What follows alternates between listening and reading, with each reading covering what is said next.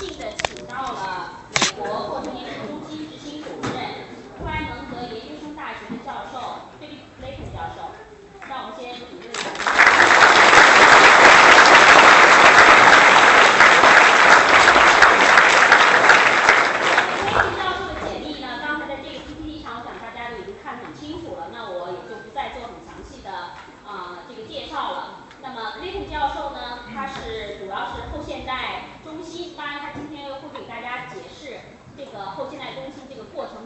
他们所主要做的研究，那么他在哈佛大学呢，就是神学院做过访问教授，以及客座教授。那么现在呢，他是美国的一个非常重要的一个 Thompson 研究基金会的这样的一个，也是一个很重要，他不仅是一个获得者，这个当中的评审这些基金的一个非常重要的一个评审委员，以及呢，就是还有很多的著作，这个我们就不再一一介绍了。那么刚才呢，我在跟威肯教授一个就是前面的一个沟通啊，那么他是说今天晚上呢有看到我们这么多的同学这么热情的来听这个讲座，所以他想把他的这个讲座能够时间呢稍微缩短一些，那么就欢迎大家呢积极的提问，那么能够有更好的一个呢就是这样的一个沟通和交流，好吧？大家一会儿提问的时候就踊跃一些。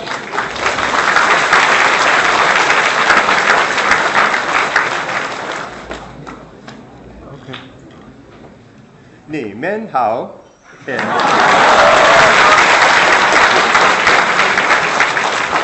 很高兴认识你们。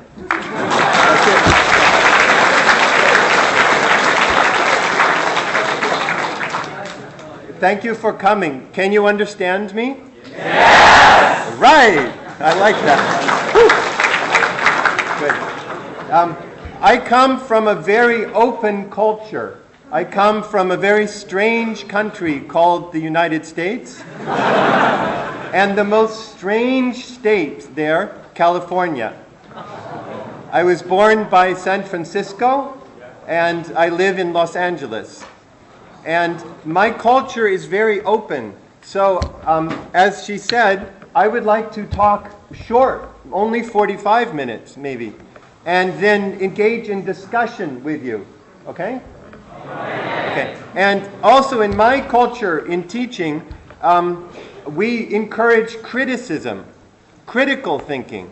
So if you only say nice things, then I am sad. So if you say it was a great lecture, I thought I agree with everything, I'm sad. But if you say, I think you're wrong, then I'm happy. Okay? Okay. Yeah. That's my culture. And the other thing is, you can ask any question, okay? I will talk about religion and science in the West, but you can ask any question, okay? Okay. So, I begin. There you go. Hi.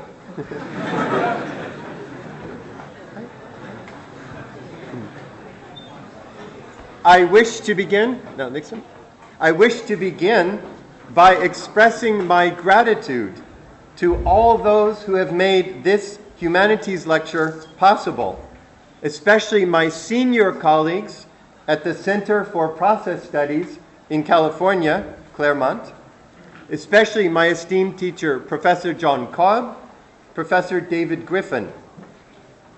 My thanks to Dr. Wang Zhe, who has opened the door to exciting new collaborations with Chinese scholars, to the directors and members of the many centers for the study of process philosophies that now exist in China, and especially to Dean Kang Ouyang, who has invited me to come to HUST. I'm happy to be here. Thank you.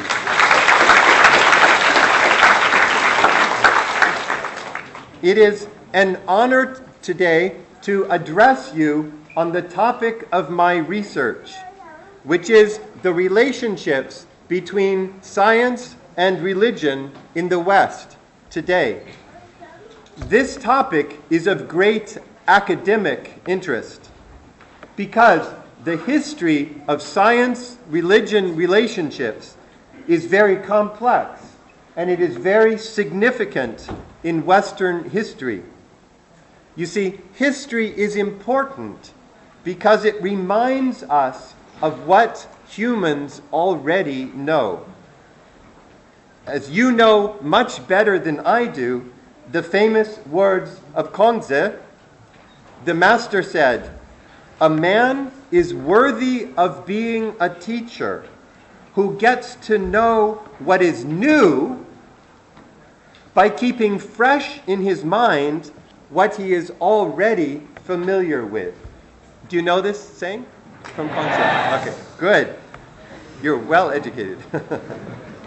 Indeed, I'd like to say that the topic of tonight's talk is not only of historical interest, because views about the relationship between science and religion continue to influence policy decisions in the West, often with worldwide impact. Later, I will talk about the presidential election in the United States and how this question, science and religion, is very basic to the political election of either Obama or McCain. And you will quickly see my position. Okay, I'm not neutral. Okay. In the end, I want to bring you a message of optimism and hope on this topic. But I must admit that I am very concerned about some of the positions that have been taken in Western history, and about some of the answers that are being given today in the West, including in this presidential campaign. Serious mistakes have been made during modernization in the West, very serious mistakes. These mistakes have had negative impacts on the rest of the world, including China. I bring you apologies for the bad decisions in American foreign policy. And my hope is that you, as the Chinese leaders of the future, will not make the mistakes that my country has made. That's why I'm here. I hope to learn more from you about how the situation is different in China and about your understanding of this important topic. The best thing I can contribute to our conversation together is to be honest about the mistakes in Western history so that you all can learn from our errors. Okay? Will you learn? Good. So I want to be very clear. This is about life. This is about politics. This is about the planet Earth. It's not abstract. Okay? It's very about action. I can state my main thesis of the evening in one sentence. Western scholars and leaders are now beginning to leave behind the problematic modern assumptions about religion and science. We are beginning in the West to move to a new paradigm we call constructive postmodernism. Do you know this word? Constructive postmodernism. Thank you. This new paradigm makes possible a relationship of harmony between science and religion, science and culture. A relationship that I call complementarity without confusion. Complementarity without confusion. Only, I suggest, only on the basis of the new philosophies of constructive postmodernism can my country develop adequate policies of conservation, of responsible urbanization, of sustainable agriculture, of economic restraint, and of technology for the common good. For the common good. So, first we must talk about history, and then we talk about today, okay? So first we talk about 4 stages of the science-religion relationship in the West. There we go. 4 stages. Okay. My report today to you will cover the 4 stages of the science-religion relationship in the West. Perhaps you will recognize parallels with the stages of development in Chinese history, and I would love to talk to you about these parallels during the discussion time. The first stage. The first stage was the period of the Western religious traditions before the birth of empirical science, before science. At that time, people looked to the gods to explain events in the world.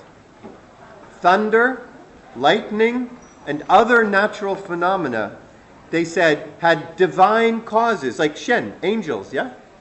And if you pray, you can change the outcome of natural events. The world was a wondrous place, filled with miracles and inherently sacred. Fire. Within this first stage, however, one finds fascinating philosophical development. Gradually, religious persons realized that it is less anthropomorphic and philosophically more satisfying to speak of a single divine force, a single creator of all things. And God was born in the West. God was born. The Jewish and Christian theologians thus developed what they called radical monotheism. Radical monotheism. It included belief in a single absolute reality, a ground of all things. At this moment, Western religion drew closer to the great Chinese philosophical traditions, which discuss the way, Tao, in which all oppositions are united together without losing their distinctiveness. Right? There are still things, and there is the Tao. As the Confucian philosopher writes, the way seems to cover the sum total of truths about the universe and man, not only the individual, but also the state, all together in a single system. And the notion of God in the West was similar, brought everything together in one system. Do you understand? Okay. That's phase 1 in the West. Phase 2. The second phase of the science-religion relationship in the West was born when science was born. In the early history of empirical science in the West, religious and philosophical ideas played a surprisingly large role. The great Christian or Catholic thinker of the 13th century, Thomas Aquinas, had argued that a world created by God would be rational and predictable and comprehensible. And do you know Galileo Galilei, the great physicist? When he began to develop modern physics around 1600, he argued that there are 2 different books that reveal truth. The book of the Bible, which tells humanity about God, and the book of nature, which is written in a different language, the language of mathematics. This was a very influential idea. 2 books, they separated science and religion. Here's religion, the Bible. Here's science, mathematics, physics, yeah. Separate books, and yet they're connected because they both reveal truth. Do you understand? Separate ways, one source. Separate ways, one source. Galileo also endorsed the view of a famous cardinal who said, quote, "The Bible teaches us how to go to heaven, to go to heaven, but not how the heavens go. One way religious, the other way astronomy. Yeah? Indeed, Galileo was not the exception. It turns out that each of the great figures of early Western physics, Copernicus, Galileo, Kepler, Newton, all agreed that it was important for scientists to assume that God had created the world in order to be understood by human beings. Yeah? It was a reason God made it so we could understand it with mathematics and with science. So, in short, in this second phase, the interactions between science and religious or philosophical beliefs were very fruitful. They helped to give birth to Western science. And the early successes of science came from this idea, the God who makes the world reasonable. He makes it so we can understand it. F equals ma. You know this English, yes? Yeah? That is because God made the world so that force equals mass times acceleration. Yeah? And also religious persons in the beginning, were not afraid of science, not in 1600, not in 1700, but they supported its growth. And ladies and gentlemen, in the third phase of this history, the partnership collapsed. This was the period that we call the warfare between science and religion. It has dominated the West since about 1700. In fact, the word modern or modernity or modernization in the West can be defined in terms of this belief that science and religion or philosophy are fundamentally opposed to each other. As we will see in just a moment, in the fourth phase, there is a new harmony between science and postmodern philosophy and postmodern religion. Postmodern religion. As the Tao Te Ching says, harmonious relationship can be illustrated by the cycle of the seasons, which produces rain and dew at exactly the right times. This harmony of nature, in Lao Tzu, this harmony is the major message of postmodern philosophy. But first, we must talk about the disharmony in the modern period in the West. So now the bad part, right? Children should close their ears. Okay? The modern warfare between science and religion. Good. Thank you. I must emphasize first that this idea of a warfare between science and religion is not just a story about the past. I want to talk with you not about 1600, but about the year 2006, 2007, 2008. I want to bring to you the most recent books from the West, from some important scientists. The first book I mentioned has sold 1.5 million copies in the West. It's published 2 years ago. So 1.5 million copies in 2 years. Ladies and gentlemen, that is current. That's contemporary affairs. Okay? And the first book I mentioned, one of the best-selling books in recent years in the West, is a warfare book. It's written by a biologist at Oxford University, Richard Dawkins. The book has a title that must sound strange for a biologist. It is called The God Delusion. Why would a biologist write a book about the God delusion? Why not about Darwin, evolution, yeah? Microbiology? No. He has to write a book about the God delusion. In this book, Dawkins attacks all forms of religion in the name of science. In the name of science. Here's what he says. Actually, he would say it like this: I'm not attacking any particular version of God or gods. I'm attacking God, all gods, anything and everything supernatural, wherever and whenever they have been or will be invented.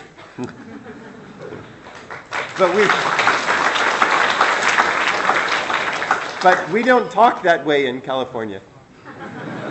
Should I read him like he would say it? Should I read him in English or American? I should read him in American or English, but he's English. It's okay to read him in American? Do you understand American better or English better? American. All right, I won't talk like that then. We think they talk funny too.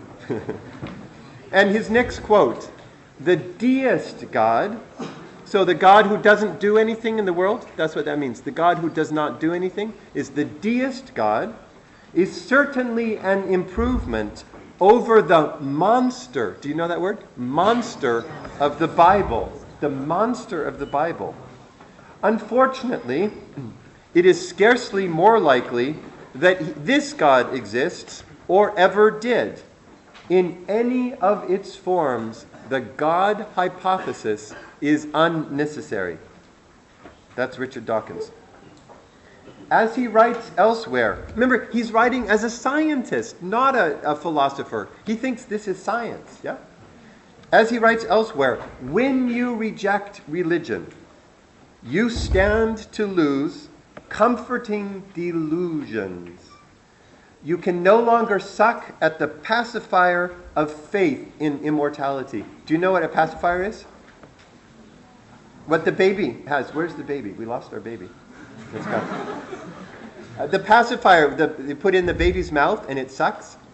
Yeah? That's what religion is. It's a pacifier, he says. Okay? Dawkins' work has given rise to a new movement in the West, a very large movement. It calls itself the New Atheism. The movement is only 3 years old in the West. The New Atheism. Large movement. The New Atheists proclaim that the message that religion must die in order for science to live. Religion must die in order for science to live. That's warfare, right? So, for example, the New Atheist Sam Harris writes, the truth is that the conflict between religion and science is unavoidable. The success of science often comes at the expense of religious dogma, but the maintenance of religious dogma always comes at the expense of science. Okay? Always science is hurt if a person has traditional cultural beliefs. Always, he says. And he means all religions, not Christianity, Judaism, but also Taoism, Buddhism, Confucianism. Okay? In fact, in Sam Harris's influential work, the conflict becomes an absolute opposite. You must choose one side or the other. He says, the choice before us is simple. We can either have a 21st century conversation about morality and human well-being, or we can confine ourselves to a first century, an old conversation, as it is preserved in the Bible. His assumption is clear. It is therefore in the very nature of faith to serve as an impediment to further inquiry, a block to further inquiry. And one last example, if I may. Christopher Hitchens, the worst, the most violent critic of religion in the West. Any parts of human existence that involve faith, any thoughts you have that are not derived from science are evil. Evil. Evil. Evil. Yeah. Christopher Hitchens thinks that we should be afraid of all the world's cultural and wisdom traditions and of all persons who value them. All Taoists are evil. All Buddhists are evil, right? For him, all religious people. He says, people of faith are, in their different ways, planning your and my destruction. And no, it's very dramatic. And the destruction of all the hard-won human achievements that I have written about. Religion poisons everything. I want you to remember those three words. Religion poisons everything. Because this is the motto of New Atheism. This is the motto of the religion science war. And it is the motto of modernism. Modernism. Okay, ladies and gentlemen, how should we understand this hostility to religion? Am I too close? I know. Oh, you want me closer? I don't think you want me closer. Okay, if you want. How do we understand this? What theory of science, what understanding about science motivates these Western thinkers? Well, these scientists accept the standard assumptions of the modern philosophy of science. The modern view defines science as what is opposed to all the world's religious traditions. Do you understand? That's a definition. Science is, by definition, against all the world's religious and cultural traditions. And it defines religion as what is opposed to science. That's the thesis.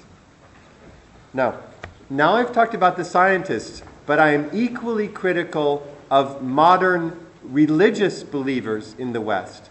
May I talk now about the modern religious believers? You see, religious persons in the West who work within the modern paradigm also presuppose the same opposition. For example, a very large number of American Christians consider themselves to be evangelical Christians. Do you know this word? Evangelical. In fact, in 1994, a survey estimated that maybe 85% of American people called themselves evangelical Christian. Yeah? They believe that God created the world and God guides human history towards particular ends. Final goal, final point, yeah? But the more conservative evangelicals also believe that humans were directly created by God. So there were bacteria, simple organisms, Cambrian explosion, dinosaurs, right? There were primates, higher primates, and then creation. And now humans were made separately, right? The monkeys were not our ancestors. Okay? So that makes humans very different from all other animals. And as you know, of course, modern biology teaches something different. It teaches that we evolved from the higher primates through a larger brain, yeah? And that evolution does not operate according to purposes. I want to tell you about the battles in American culture today. And when we talk together, I want to give more examples about this strange battle in American culture. You know, many evangelicals, Christians, believe they cannot endorse evolution if they are Christians. Others have argued that evolution should not be taught to school children. Do you know about this debate? Where the schools in one state, Pennsylvania, said we will have to teach another kind of story about where humans came from in biology classes, not in religion classes. In the biology class, we must teach about God. In biology classes, yeah? The trouble is that if you take away evolution, you can't do biological science, right? There's no biology without evolution, without Darwin, right? You need some form of evolution. Of course, other theories of evolution can be taught than a modernist or anti-religious form. There are dialectical theories of evolution. Maybe we could talk about this in the discussion. So, now I want to tell you about a very big movement on the religious side. New atheists here on the science side, now a big movement on the religious side. It's called intelligent design. Do you know this? Intelligent design. Big movement. Millions and millions of people. Intelligent design thinkers claim that the universe was created by a conscious, intelligent being, one who has purposes and values. Now, does this sound like religion? To me, it sounds like religion. What did I say? Universe created by a conscious, intelligent being. That sounds like religious, yeah? Even if they don't use the word God, it's the same hypothesis, no? But, you see, in America, if you say it's a religious position, it cannot be taught in the schools. Because our Constitution has a separation of church and state. Separate, yeah? So, in a typical modernist fashion, these scholars are now claiming that intelligent design is a scientific hypothesis. This idea is science. This is science. They want it to be taught along with the other hypotheses, say Darwin, in classes, published in scientific journals, taught in schools around the world. Big movement, intelligent design. Now, you might ask me, look, how can the claim that the world was created by an intelligent designer, how could we evaluate that by the methods of the physical sciences? Doesn't physics try to express fundamental regularities, laws, yeah, in the natural world using mathematics? Yeah? And now you understand the modern logic of this battle in America. These thinkers, intelligent design, they want prestige and power. And science enjoys prestige and power in the modern paradigm. So, what do they say? Our belief can be scientific too. Now we get prestige and power. If contemporary science cannot discuss the hypothesis of an intelligent designer, then science should be changed. It should be expanded until it can discuss this idea. And then they say, if scientists exclude intelligent design, then scientists are being irrational and narrow-minded. And indeed, some even argue that natural science as we know it should be replaced by a new Christian science. Christian science. They say this word, Christian science. A science that now has a place for an intelligent, for an intelligent designer. Now, I ask you, does this seem to you as Chinese students as a strange position? Does it seem at all strange? I don't think there's intelligent design in China universities. Do you have a class at Wuhan, intelligent design in biology? I don't think so. No? Oh, well, I won't teach it. It seems strange in China, but I have to say that as many as 50% of American Christians accept some form of intelligent design. That's 50%. It is quickly becoming a majority view among Muslim intellectuals as well. Do you know in Turkey, many people are teaching intelligent design in Arabic, and they've made a big book. It weighs about 8 kilos. I'm serious. Have you seen it? Big, large kind of purple book. And it has pictures of cells and organisms and fossils. It looks like a science book. It's a beautiful science book. Probably worth $100, you know? Whoa, yeah. But at the bottom, now it's good, right? But at the bottom of each page, they have scriptures from Quran. And it says, Darwin is wrong.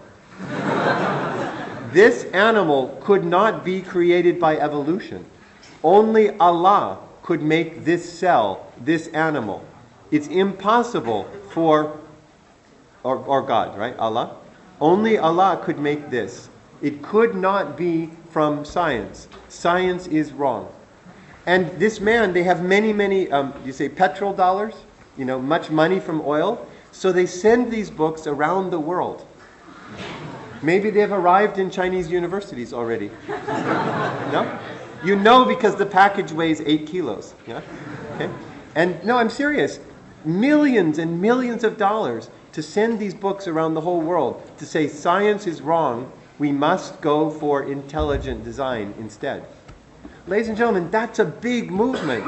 We have to understand it. Why? And I asked, how can we stop this? Right? How can we stop this movement? Now, why do I speak about intelligent design as a modernist movement? The reason is that this movement assumes that all valid knowledge is scientific knowledge. It assumes there is science and nothing else. Do you understand? That's the assumption made by intelligent design. That's the assumption made by new atheism. So, if the religious traditions, if the cultural traditions of the world are to retain any place at all, they must somehow be reconceived as scientific claims. That's like saying the only way to save the Lao Tzu is to say that it's science. But, to me that seems crazy, right? But that's what the intelligent design says.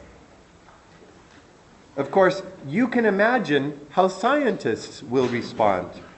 They become even more hostile to religion. And so, the battle in the West is becoming like a new nuclear arms race. Each side is trying to protect itself against the missiles of the other side. Yeah? And so it gets bigger. Like do you say to snowball? Like a snowball rolling? I think in Wuhan there are not a lot of snowballs. But in the West there's a big snowball. Intelligent design, new atheism. Intelligent design. Each side builds bigger and bigger forts and missiles and bombs against the other side. And the books are becoming more mean, more negative. Yeah? Okay, that's the third stage, ladies and gentlemen. Now, at the end of my talk, I want to talk about the fourth stage, constructive postmodernism. Thank you. I spoke earlier of this fourth stage, the stage of a postmodern relationship between science and all the religious, cultural, and wisdom traditions of the world. This view that we call constructive postmodernism, which also has classes at Wuhan, I think, and a center at Wuhan on constructive postmodernism, I think. This view has its roots in the philosophy of Alfred North Whitehead, process philosopher in the West. He was a physicist, mathematician, University of Cambridge and Harvard University, who is the author of several very important books in the history of Western philosophy, including Process and Reality and Adventures of Ideas.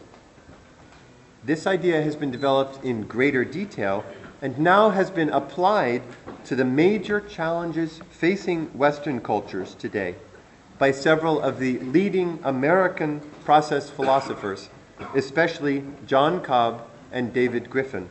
And their books are now in Chinese, so you can read them in Chinese. John Cobb and David Griffin. Okay, what is this view?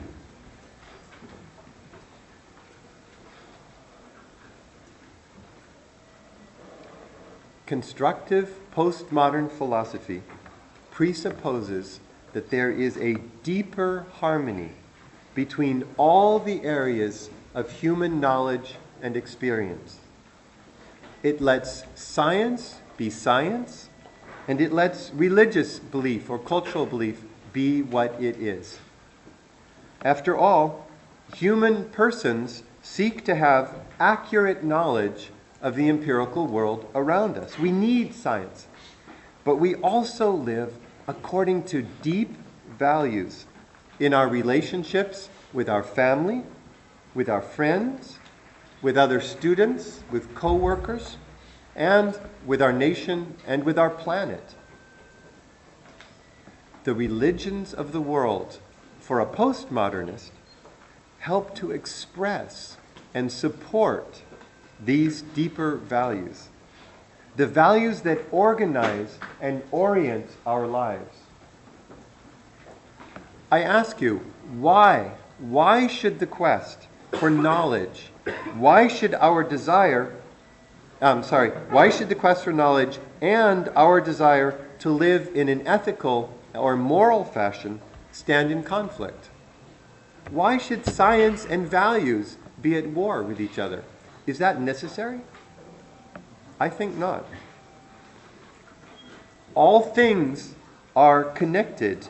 As we read in Hua Hua Jing, any good person who is motivated to attain awareness of the whole truth should follow the universal integral way to calm his mind and to harmonize it with all aspects of life. Do you know this passage? This is a beautiful passage for postmodern world. There are also pragmatic reasons to seek this postmodern harmony.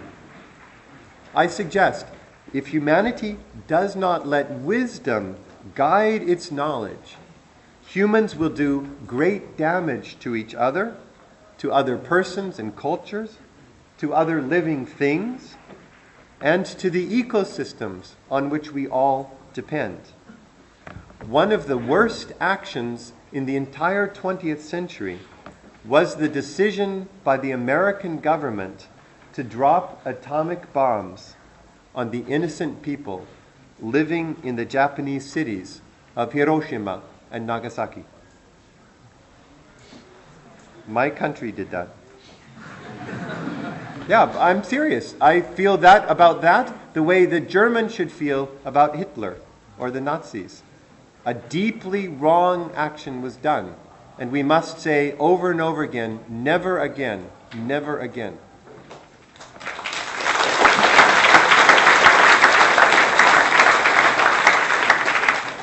In the action of dropping the atomic bomb, new scientific knowledge was not balanced with wisdom. New knowledge, right, to do atomic fusion was not balanced with wisdom. Technology was used without deeper reflection on the morality of the action. It is a symbol of all the wrong things we do with technology. What's the expression? We have it, let's use it. Do you understand? We can do it, so let's do it. But that's stupid. That's what I have twin boys who are 6 years old, 2 boys who are 6 years old, twins, and that's how they live. Here's a nice thing from mother. Let's throw it on the floor and see if it breaks. Oh, it breaks. Yeah. Here. We have a very fragile thing. Let's take all the pieces apart and see if we can take them apart.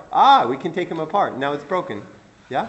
If we can do it, we should do it. Well, that's what is the problem with technology. We can do many things that we should not do. And I want you to remember Hiroshima as the example of something we could do and we should not have done. I would like to think that the American use of atomic weapons on civilians was one of the last terrible expressions of the modern paradigm of modernism, and that the horror of this action helped to turn the tide in the direction of a postmodern connection of science and human values. Yet when I observe the actions of some Western governments today, I fear that we have not yet reached this goal. So, last section. This is the end. A postmodern approach to the relationship between science and religion. Ladies and gentlemen, I have tried to describe the newest work on science and religion in the West. I will now close by summarizing the three major principles of the new postmodern harmony between science and religion. Number one, three principles. Number one, scientific research should not be controlled by a religious agenda. Should not be controlled by a religious agenda. Now, such control may have been acceptable in stages 1 and 2 before science, yeah? In the pre-modern context of science. But it is basic to the contemporary practice of science that the movement from data to theory not be encumbered by anything from the outside. Data, empirical results, must be allowed to give rise to whatever hypotheses and theories best explain them. And theories must be tested by the most rigorous empirical methods. Again, let science be science, yeah? No philosophical interference is appropriate within the scientific domains themselves. I think American scientists understand this, but I think the American public still needs to learn this today. That's number one. Number two, modernist theories about science, theories of science, should not be confused with science itself. Theories about science are not the same as the actual science. And I argue that today, the concrete results of science must be more clearly separated from philosophical theories about science. Let me mention some interesting questions about science, but these are not science questions. Does physics support atomism? Does quantum mechanics require the existence of a conscious observer? Can one do microbiology without presupposing that all valid biological explanations are given at the level of the gene? Can there be a direction to evolution? Must neuroscientists say, people who study the brain, say, as one American neurologist said recently, wires and chemicals, that's all we are, wires and chemicals. Wires and chemicals, is that all we are? If I study the brain, must I say that's all we are? Do you understand the question? Science is naturalistic, that's clear. But are all forms of naturalism necessarily opposed to all forms of religion or culture? You see, ladies and gentlemen, these are complex questions. There are no easy answers. Modernist philosophy of science gave answers based on its assumptions of atomism, materialism, reductionism. Atomism, materialism, reductionism. And only today are we beginning to realize in the West that the practice of science does not require atomism, materialism, reductionism. That's a philosophy. It's not required for the science. Okay, last point, then I'm done. Number 3, pure scientific research may be value-free, but the application of science is not value-free. The modern paradigm insisted that science has nothing to do with human values. Postmodern philosophers in the West agree that forming theories and testing theories in science cannot be driven by external agendas, but how scientific results are used, how they affect other humans and the environment, that is not a value-free question. That is not a value-free question. Using science well takes great sensitivity and wisdom. Perhaps Western philosophers can learn from the Chinese concept of Wu Wei. As one philosopher writes, the efficiency of Wu Wei is like that of water flowing over and around rocks in its path. Not a mechanical, straight line approach that usually ends up short-circuiting natural laws, but an approach that evolves from an inner sensitivity to the natural rhythm of things. That's Wu Wei, the natural rhythm of things. Do you understand that idea? That's a postmodern understanding.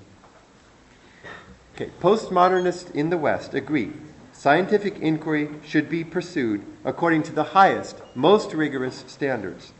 But unlike modernists, we argue for the complementarity between value-free scientific research and value-driven application of science and technology.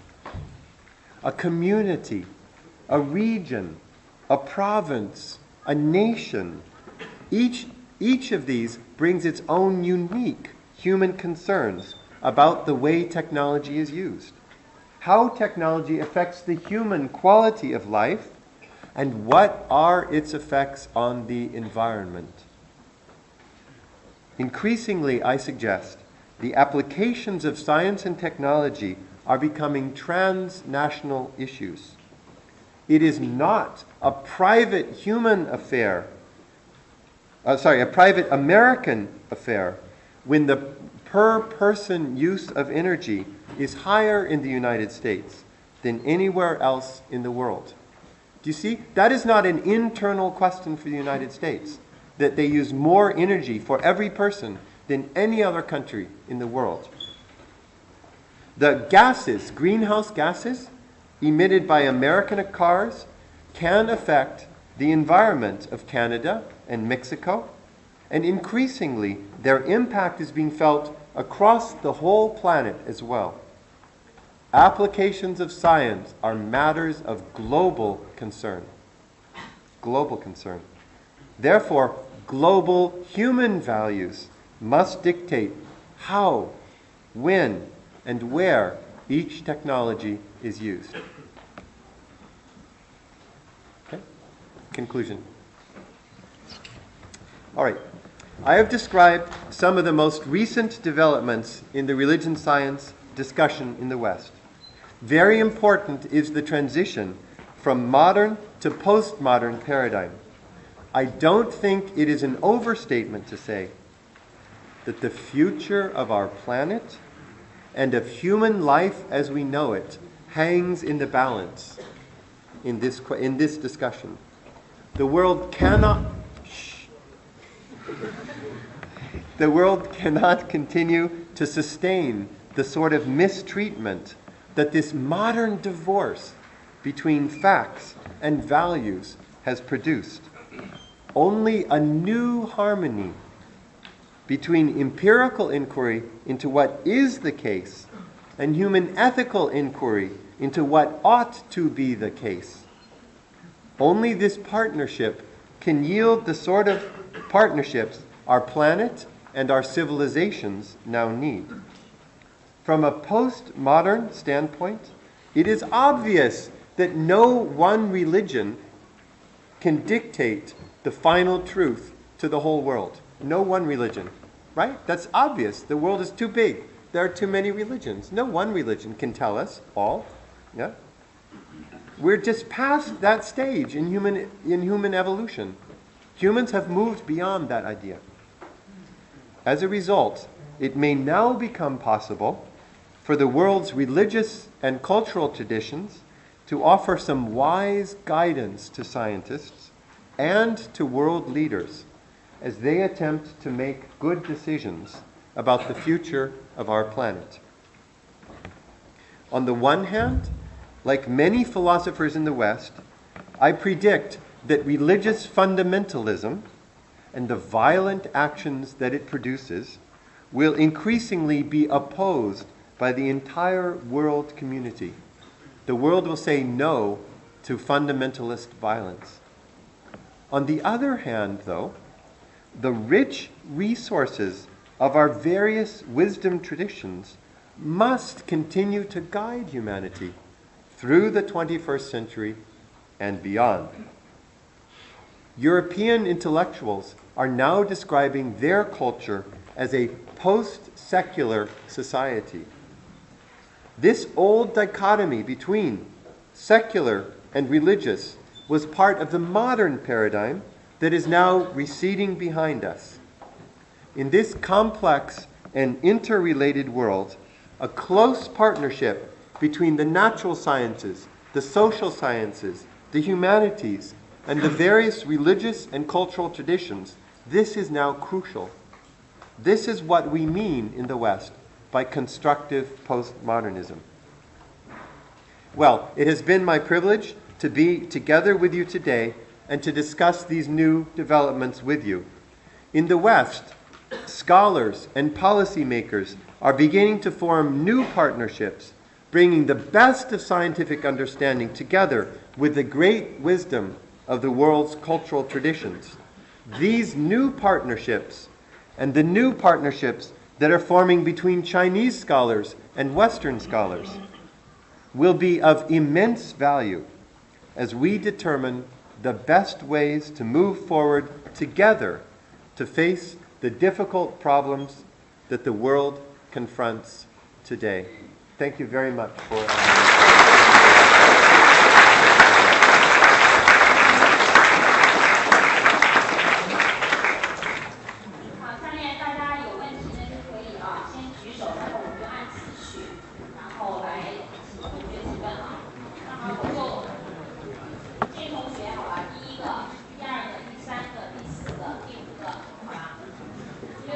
So, Professor, what you need to write, so why don't you sit here? No. But how can you write down? It's okay. It's okay? Use my mind. You use your brain. Okay. Use your values too. Can I take off my coat? Is it allowed in China? Is this okay? It's okay? Thank you.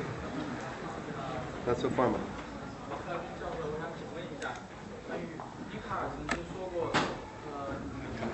You,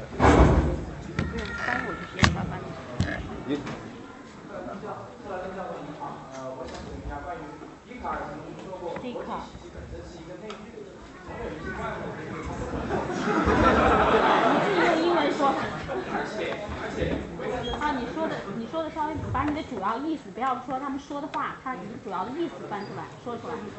他们认为最终总有一些东西通过科学的就是逻辑体系这种主流的体系是无法到达的。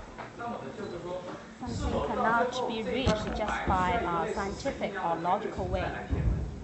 达到，然后呢 You should listen to the whole question first.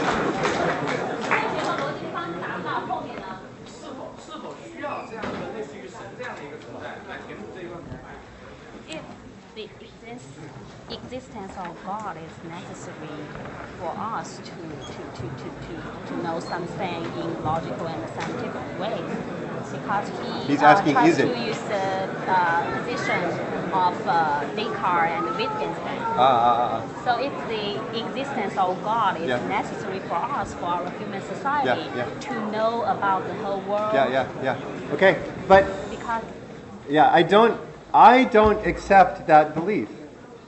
I don't think the existence of God today is necessary for science.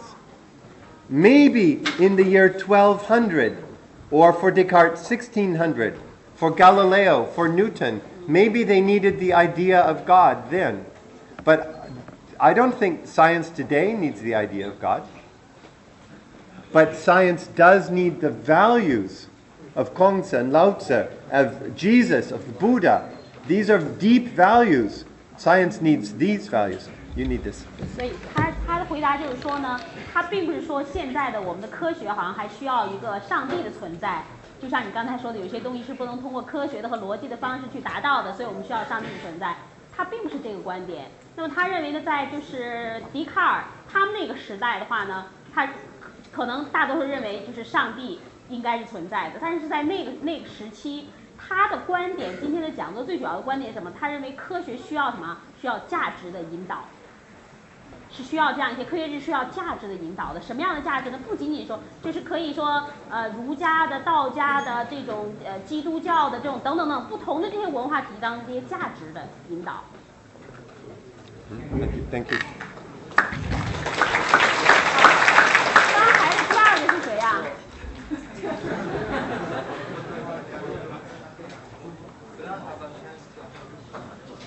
我们刚才好像这是第一个，然后好像就是这边的几个同学，好吧？好，这个。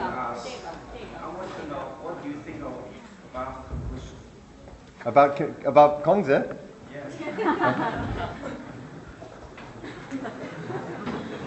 I must be careful. I think it's a Chinese audience. So from your perspective. Yeah, of course. Well, I mentioned Kongzi many times in the talk, yeah?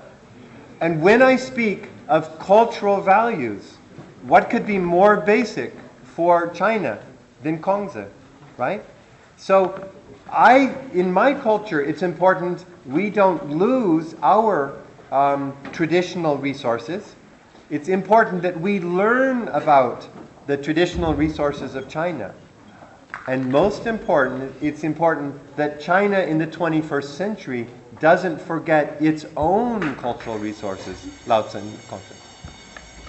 那么他说这个问题呢，因为是对着中国的观众啊，他是要小心一点。但是我刚才就说从他的观点，那么他觉得就是说，我们现在谈孔子可能更多的就是说一种文化的价值。我们应该从孔子那里，就是说我们现在要去了解的、知道的文化的价值是什么。那么他觉得就是在西方呢，可能有一点就是他觉得他们迷失了、丧失了他们的一些这些 traditional resources， 就是他们传统这样一些资源。那么他觉得我们中国呢，在这个21世纪，那么就很重要，就不要迷失掉、丧掉我们自己的这样一些 traditional resources， 传统的这个资源，这是最重要的，而不是Next talk. 好，这个同学，然后这个同学，然后刚才是这边啊，2、1、2、3、4、5、6、7，先到这儿好吧？这7个完了，然后大家再举手，不然就乱了。So many questions. Hello, Professor. Hello. The question is from Frank. What is life to the thing which is long-lasting? Not the body. It's only temporary existence. I mean, the body is only temporary existence. But only the delusion can be long-lasting, right? Only the what? Only delusion, imagine, can be long. Delusion? Yeah, imagine. I mean, Imagination. Imagination, Or not illusion. Yeah, illusion. Can be long-lasting. But on the other side, science can give us reality. You see that most of the lines of the countries around the world where the poor people are living there, what is the God to them? Yeah. People who can't give the money, can't give the food, they are the God to those poor. So, but we cannot neglect the usage of the science. But could you predict that would each of the two sides, I mean the religion worshippers or the science worshippers, could stay together entirely or harmoniously in the future, not like present or like the time before that two parties are in conflict or in war. Yeah. Good. Oh, thanks. Yeah. Thank you. Yeah. My friend is worried about my talk. I think he's worried because he says science can bring something real to the people in the villages. Better agriculture, better water, better medicine. Well, that's a question, right? Science can bring things, but religion brings only illusion and dreaming. So what is more important in the world, right? And I agree, we cannot do it without science. There is no answer without science. You know, we won't survive this century without science. But the science without wisdom, I want you, every time you picture Hiroshima and the cloud of 100,000 people in a second, 4 seconds, I want you to remember science without guidance, just think, science without guidance. We, humanity, cannot make the decisions of this century without also our deeper values. Not superstition, that's not helpful, but the deep text of our traditions. That's why I keep saying Lao Tzu, Kongzi, sutras of Buddhism and so forth. Is that okay? 那么就是说，他觉得这个同学很好，因为他一开始说希望能挑战他的这个他今天讲的是吧？那么这个同学就是有在挑战他讲的这个今天的这个讲座了。就是他的主要问题就是说，他认为科学是吧？科学才能给我们带来一些这个真实的这些东西，或者就像我们说那些真金白银的这些东西。没有科学，我们怎么去给这些贫困的人们提供好的教育，给干净的水等等等等这些？那么觉得呢，宗教啊等等这些就是一些那个你说的就是那种幻觉，就是一种幻觉。那么这里呢，就是他还是要强调，就说这里呢，我们想象一下，就是这种没有了这个价值引导的，没有这个 guidance， 没有引导这个科学会怎么样？就大家想一下，他在这里重点讲的一个例子，就是在这个广岛长崎的那个升腾起的那个蘑菇云。也就是说，是在我们特别是科学在这个是吧？从那个上个世纪这个现代科技迅速发展以来，没有科学，我们现在这个我们是不能是生活在一个没有科学的这样一个世纪。但是要考虑一下，科学是不是需要有引导，而就是说这些引导是我们的这样一个更长久的我们生活的这个历史时期当中的这些传统这些价值。也就是让我们要思考一下，他就说不是说要把他们放在一个这样的一个对立或者等等，而说呢，就是其实他前面大家看的讲的那个互补那个关系。Thank you. Thank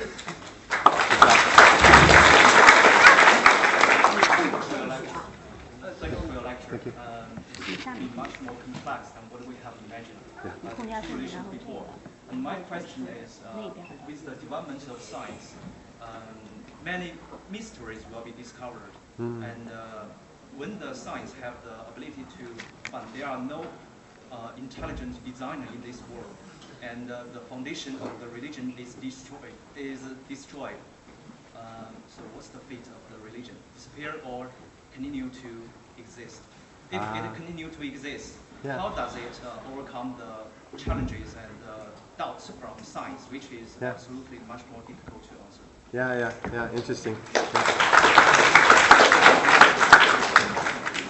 Like your friend, the two of you, friends, predict a final victory of science and destruction of religion. Or science is useful, religion is a waste. Illusion, dream, yeah? But ladies and gentlemen, why did we ever think that that religion was trying to do the job of science? If religion's job is to give explanation of things in the world, it will be destroyed.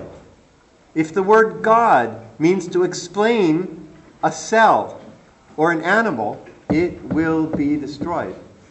But that is a modernist mistake. Religion never should be in competition with science.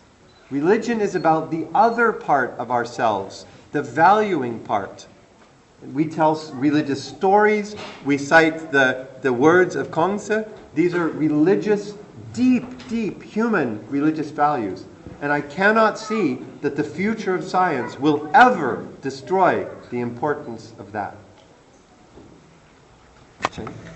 就是刚才这个同学的问题，其实跟前面那个同学的问题是有那个类似的地方，就是还是说宗教就是这样的就是一种幻觉呀、梦啊等等这样的，是吧？所以呢，就是他这里呢，就是还是要就是来强调，就是说呢，你前面说的很多的这样一些观点，就是说恰恰就是我们怎么来理解这个科学，也就是说，我们以前对科学的界定那种，就是他这里讲了很多的那个 modern。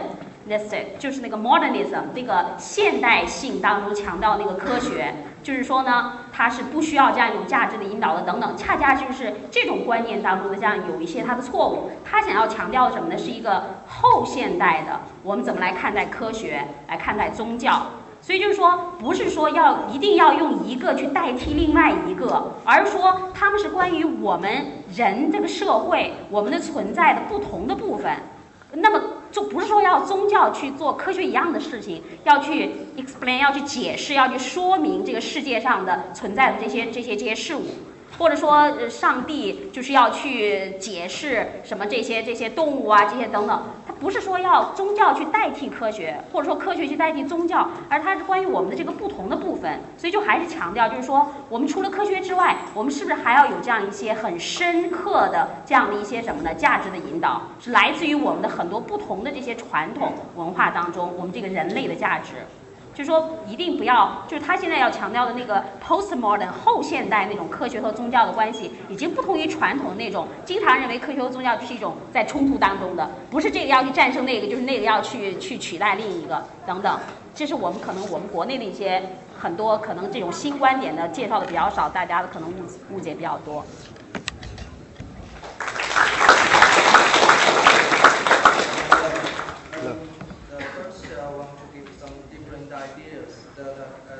I think that the science and the religion can't be separated. You see that some scientists can assert that when they do research, they can't be affected by the religion. But when these scientists are young or when they are baby. When they are baby, their parents tell them the stories about the Bible of the Bibles. Not to tell them. Okay, the tiger. What is the tiger? Tiger is eat others. They tell the stories of the Bibles. I think that is the religion and the fundamental of their value. I think the religion, and now they think that the God told us when they grow up they want to make some good to help human beings. Yeah. And when they grow up, they become scientists. They say they do experiment without the effect of the religion. They make me confused. Because why do they do research? Because they want to help our human beings. Okay.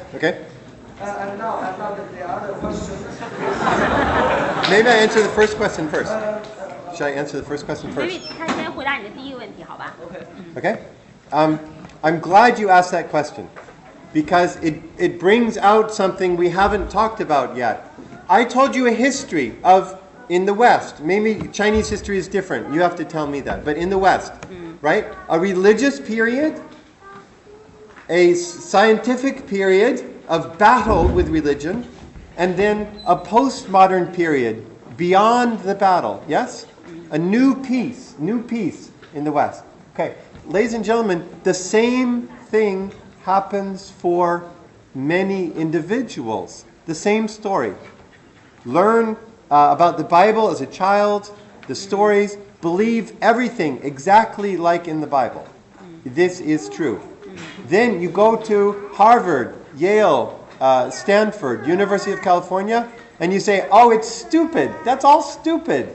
It's worthless. It's rubbish. It's illusion and dream and will be overcome by science. Yeah?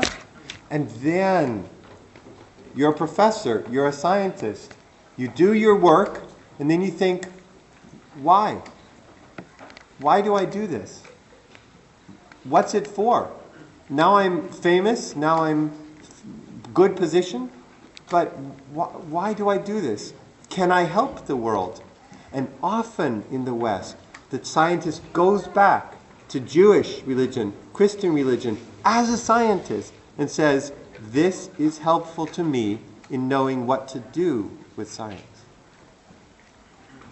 好，他就说大家注意，就是他刚才讲的那4个阶段，对吧？科学和宗教的关系，就大家注意，当然他介绍是在西方，是吧？那么在中国什么情况，他不是很了解，而且要注意，就是说经过那样几个时期之后，到第四个时期，他强调了什么呢？就实际上科学和宗教之间现在是达成了一种新的和平的，或者说互补的，就是这样的一种状态。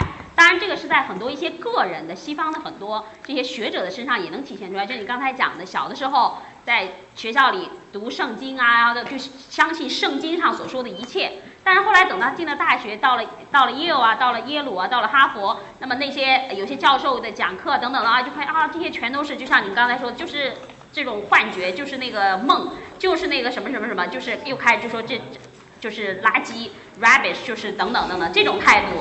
但是呢，后来可能又有很多的人他自己成为了科学家等等等等。当他去做研究的时候呢，他就又开始为什么我要做这些研究？我做这些研究对世界会有什么帮助？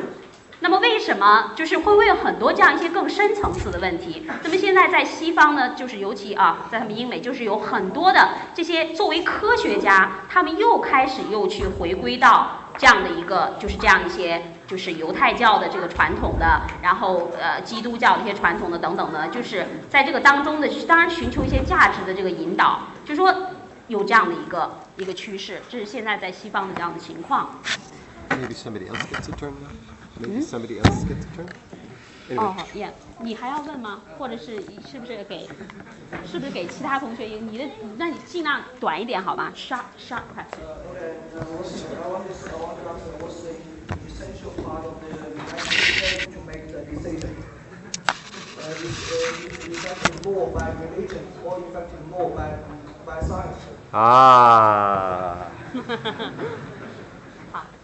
Do you want the truth or the nice answer? The truth?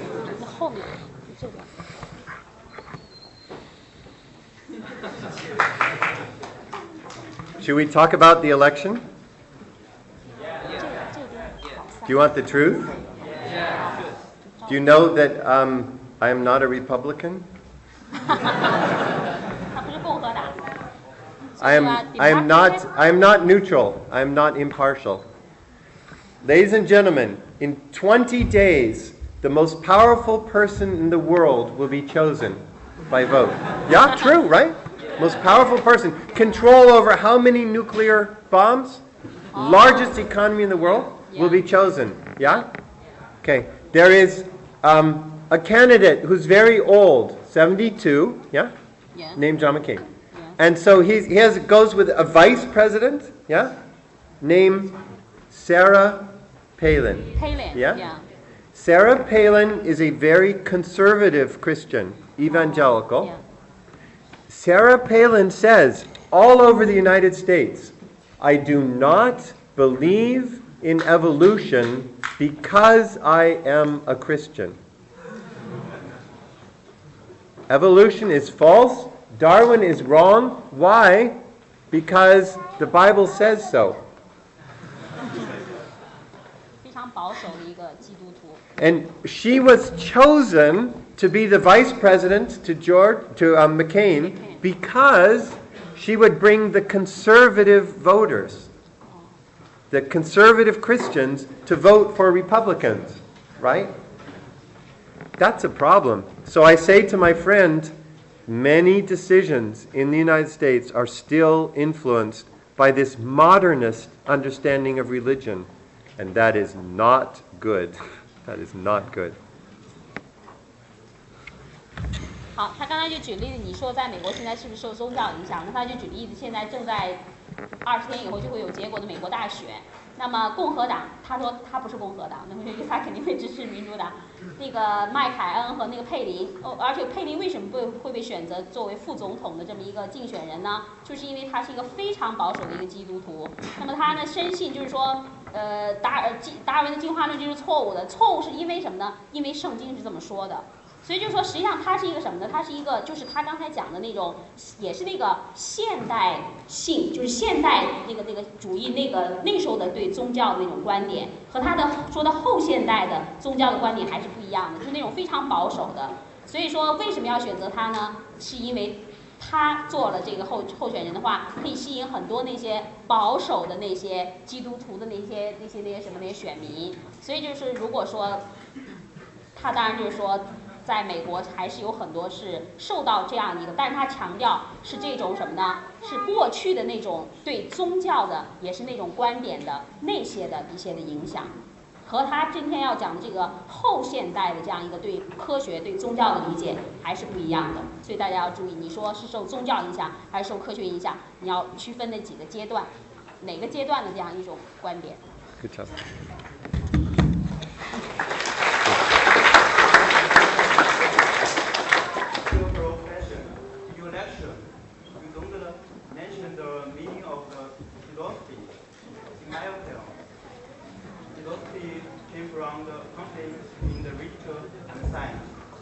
And now I think that the philosophy is a burden in there. And my question is that, how do you understand the meaning of the modern philosophy? That's interesting. You say philosophy came from the conflict between ritual and science. Huh. Is that true in history of China? Chinese civilization? Conflict between ritual and science. Do you know where philosophy came from in the West? It's a different answer. This is my tradition, very different. It came from, our Kongzi is named Socrates. Do you know this word? Socrates? Yeah. Yeah. Socrates. Socrates. Yeah. And he said, I do not believe in the gods, but I must know how to live. And I must find a way to know how to live. What is right? What is just? How shall I be fair? What is good? How do we form a country or a state, a nation? What is the meaning of life? And in the end, how shall I die? How shall I die? How shall I be able to die with meaning, with significance? And that for me is the birth of philosophy, that is the greatness of philosophy, and that's the philosophy we need today in this world. 那么刚才你问的问题就是说哲学的意义，就是说哲学的产生就是那个德性和科学之间的冲突。那么他是就对这个就是从西方这个哲学的起源的话呢，他认为不能归结于此。当然，如果说你对我们中国哲学的解读的话，当然是另外的问题，对不对？因为对这个概念也是不太一样的。那么他就举了在西方这个哲学史上非常重要的一个人物，就是苏格拉底，对吧？就是认为现在很多西方的哲学都是对苏格拉底的一个注脚。那么苏格拉底呢？注意苏格拉底强调什么呢？就是说我们要问的是一些就是什么样的问题，当然也有关于就是德性这方面，什么是正当的，什么是公正的 just， 什么是善，以及最重要就是说我们怎么样去生活。那么这个包括生命的意义是什么，以及呢就是说我们应该怎么死。因为大家知道那个苏格拉底之死在那个哲学史上是影响非常的大的。它的这个整个就是这样一个呢，就是这样一种对，不仅仅对自然，对我们人间的这样一些什么的这样的一些反思思考，就是这个他认为是非常重要的，就是哲学的，尤其西方哲学的这样的一些起源。所以你刚才那个他就是说。We should ask for a woman. Is there a woman? I got two questions. What's your perspective of Martin Heidegger? Put it down here, right there. What's your perspective of Martin Heidegger? I don't understand. Of what? Of market? Martin Heidegger. Oh, Martin Heidegger! Martin Heidegger. I didn't understand. And what's the second part? What's your perspective of Martin Heidegger and his theory based on your lecture tonight? That's my first question. Okay. What's your second question? Yeah, I understand the question.